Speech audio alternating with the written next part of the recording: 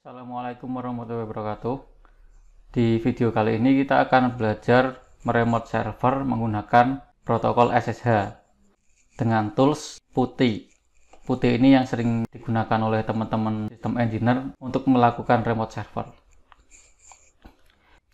Jadi kenapa kita perlu bisa melakukan pengoperasian server secara remote, yaitu menggunakan SSH, karena kita tidak mungkin selamanya berada di depan server itu sendiri.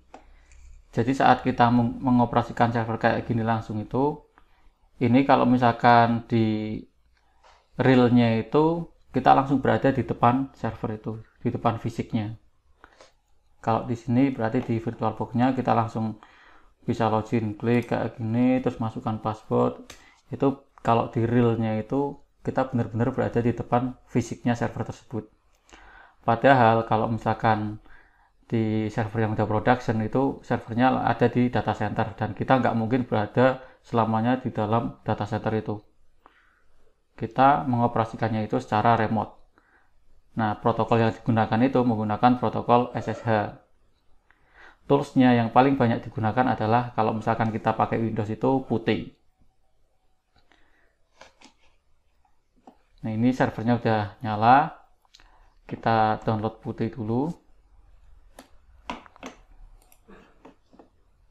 Ketik aja PuTTY, enter.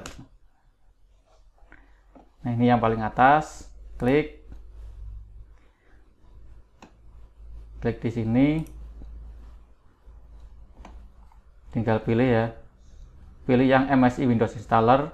Di sini ada dua versi, 32 bit dan 64 bit, sesuaikan dengan OS laptopmu. Kalau OS-nya 32 bit ya pakai yang 32 bit.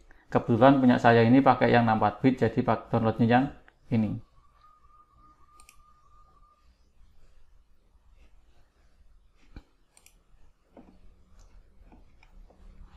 Ini filenya kecil jadi downloadnya agak cepat. Nah, udah toh. Sekarang kita bisa mulai instalasi.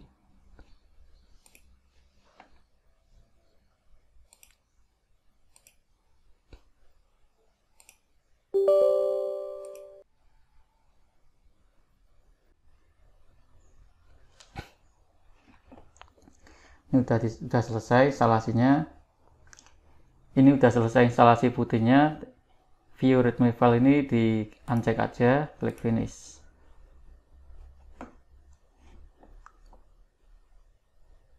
Ini kita minimize dulu aja. Di sini PuTTY.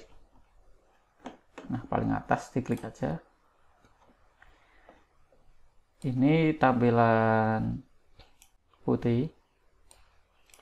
Jadi yang perlu kita lakukan adalah memasukkan hostname ini, bisa diisi dengan IP address servernya, portnya.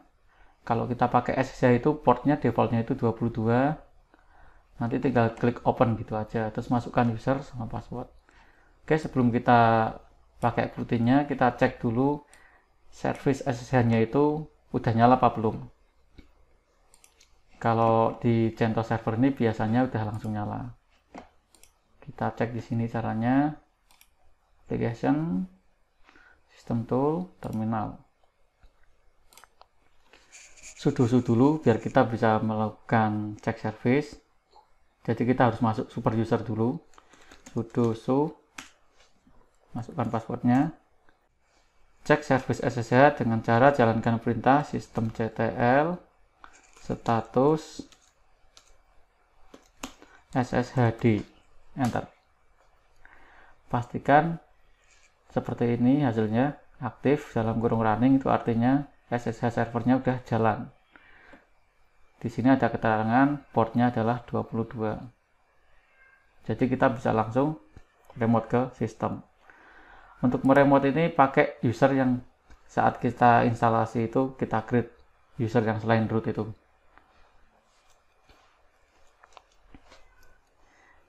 Kebetulan user saya namanya Umam, nanti pakai user ini berarti. Oke, kita coba.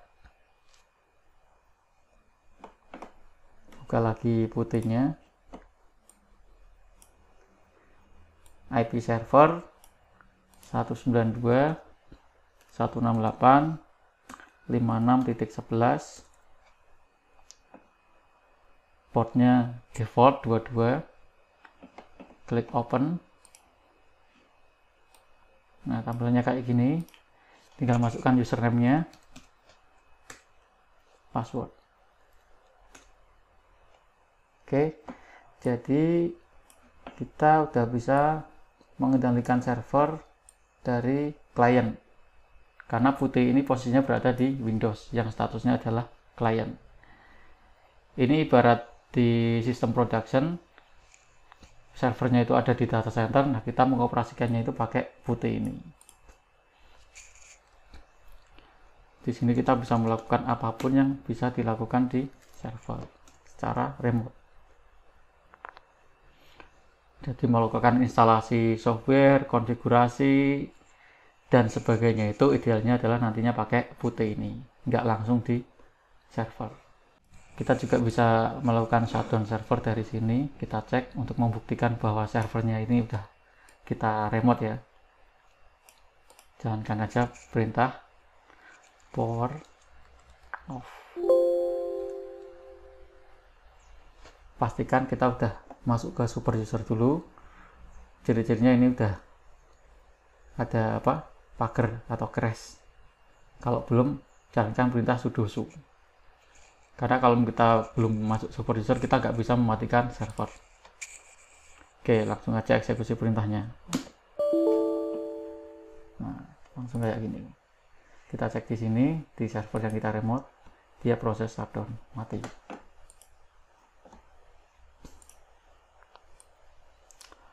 Oke, demikian tutorial remote server menggunakan putih.